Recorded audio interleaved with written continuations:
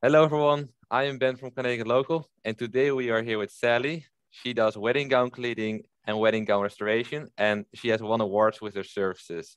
Sally, thank you for hopping on the interview today. Maybe tell us a little bit about your business. When did you start your business and what year? Well, we've been doing it for about 30 years now. Rogers and I, Oh, my husband, are recycled people. I actually have a PhD in the history of art, and mm, he used to be executive vice president of the biggest bank in Connecticut. And suddenly in the 90s, we both lost our jobs. And we decided that it would be a good idea to do something so we could continue to eat. And his mm-hmm. idea was that we should own a laundromat.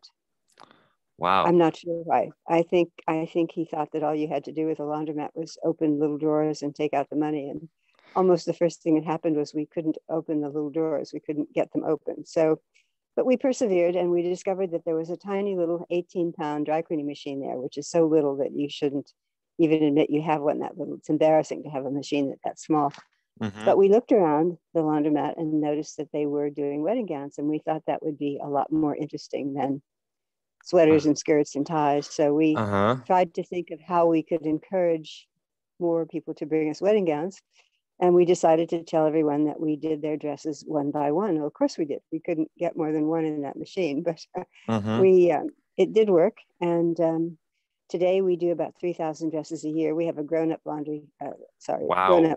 dry cleaning machine now. We have a 50-pound dry cleaning machine, but we still do dresses one by one, which is why people are so happy with our quality. We do almost everything by hand, except for the moment that the dress is actually in the machine. Uh-huh. And we're very particular. We all are afflicted with obsessive compulsive disorder, which is a good thing to have when you're in the wedding Uh-huh. gown business, because people, they care about their dresses and they don't want just any old slapdash thing done to them. They want them to be cared for as though they were very special, which they are. Wow. That's a story, and you've been already doing this for 30 years, and so you have a lot of experience and expertise in doing this.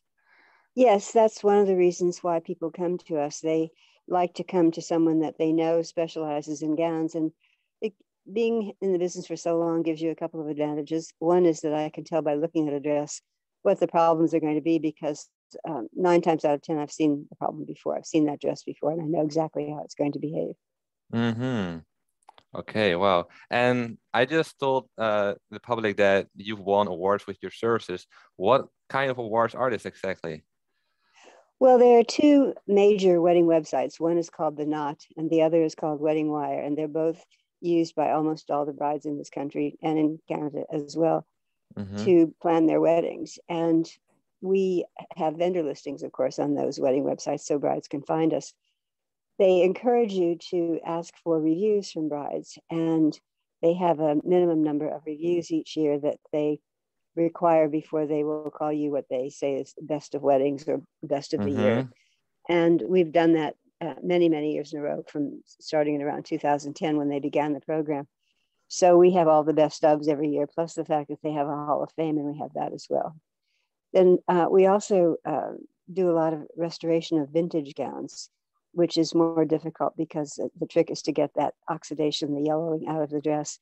And we've won Uh-huh. awards from an international organization, the name escapes me at the moment, but also from the International Dry Cleaners Congress, um, gave us awards for the quality of our restorations, making dresses that have turned yellow look white again, so that the bride whose Mm-hmm. mother or grandmother wore the dress can wear the same dress she did.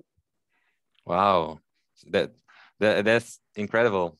And also, again, doing this for 30 years already, that shows an amount of experience that no one other has. Well, there are other people that do have that much experience, but I just assumed you'd come to me instead. Mm-hmm. Yeah, and what was it that made you want to continue this business for 30 years? Well, like Willie Horton used to say about banks, that's where the money is. He was a famous bank robber, and they asked him why he always robbed banks, and he said because that's where the money is. And obviously, we can do fewer gowns and have the same kind of gross that you would have if you spent your time doing sweaters and skirts and ties and jackets and things. And so Mm-hmm. we continued. I also like interacting with the brides. It's fun to talk to them about where they had their weddings, what was special about that particular day for them, why they chose this dress. I've learned that if something jumps out at me as I look at the gown, a heart-shaped design or a special piece of lace or something, I've learned that if I comment on it, it's almost always exactly why they chose that dress. And they like to talk about that. And those are fun things to know. Yeah, definitely. And what have been some of the biggest challenges along your journey, your entrepreneurial journey doing this? What are some of the biggest, what? I'm sorry? What are some of the biggest challenges along the way, and what lessons did you learn from them? Well, we've had to learn that, some fabrics just don't respond no matter how carefully you do them. And that's always a challenge. I think one of the funniest challenges was that we have systems, obviously, everybody does. If you don't have a system, you can't give good service. And obviously, service is the real key to anyone's successful business.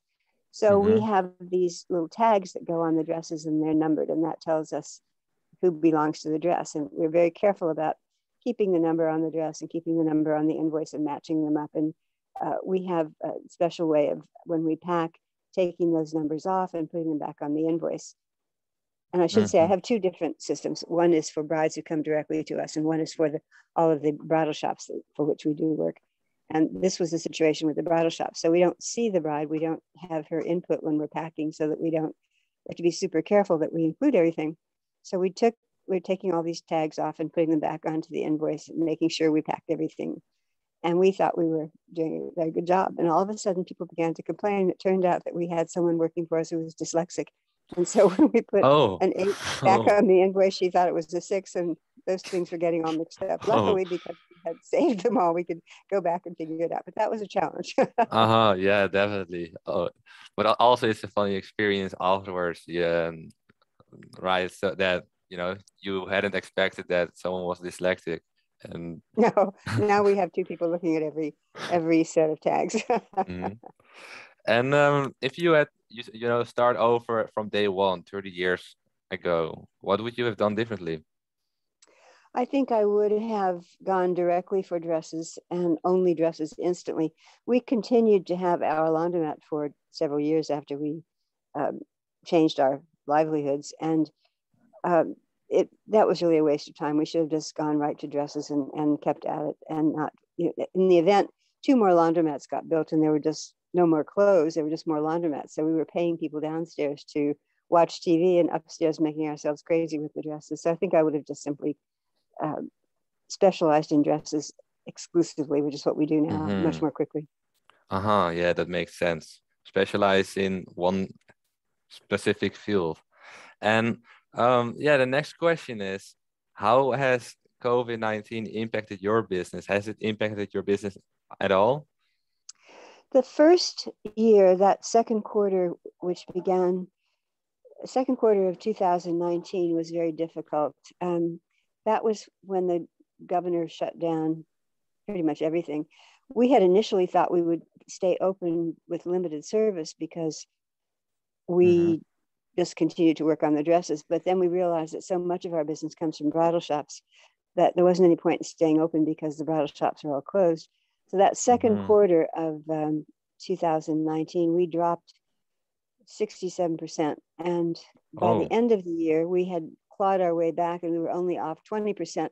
And I think it's because 2 things. One, people got comfortable with using masks. And also when they were at home, locked up during the pandemic, they began to go through their closets and think about things that they hadn't had a chance to think about before. So we finished pretty well because people were bringing us things that they hadn't dealt with initially. And when they had time to think about them during the pandemic, they started cleaning out things. I think another thing that happens during times of difficult times, people turn to family things. I've noticed when the economy's been bad in previous years that we get more vintage dresses, and that's certainly been true this year, where people are turning back toward looking at family things, and family becomes much more important to them when things are not nice. Yeah, that makes sense. And of course, you've been doing this for a long time, but what are your goals for the coming, let's say, 1 to 5 years? And where do you want to see yourself? Well, I think we're just trying to stay current. At this point, we're buried in dresses. You have no idea how many weddings there have been this year.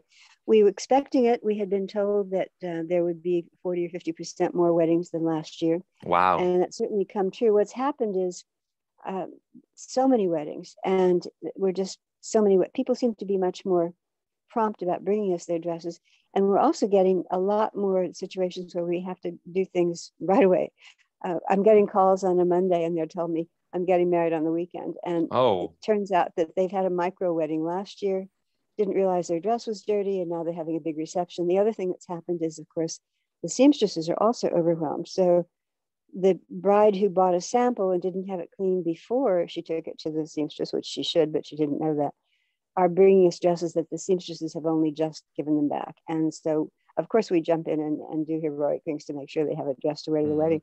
But I must admit that I was a bit annoyed. I got a phone call on a Wednesday, and she said she was getting married on Friday. And I'm thinking, honey. And then I had to take it all back because it turned out her dog had gotten out and been sprayed by a skunk, and her dress smelled like skunk. So it wasn't her fault. But I assured her that we would be certain to have her dress ready for her to wear at her wedding. But then I said, I think before we do that, go out and get some Febreze and see if that works. And she didn't call me back. So Febreze must have done the trick. Yeah.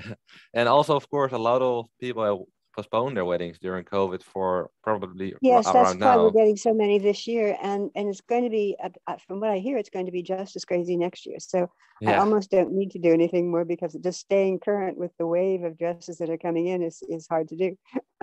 Yeah.